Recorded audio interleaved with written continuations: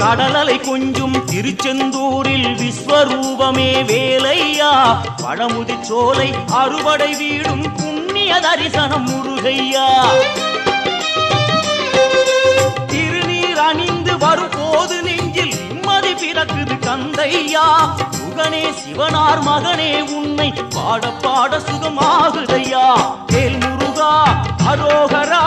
அரோகரா வேல் முருகா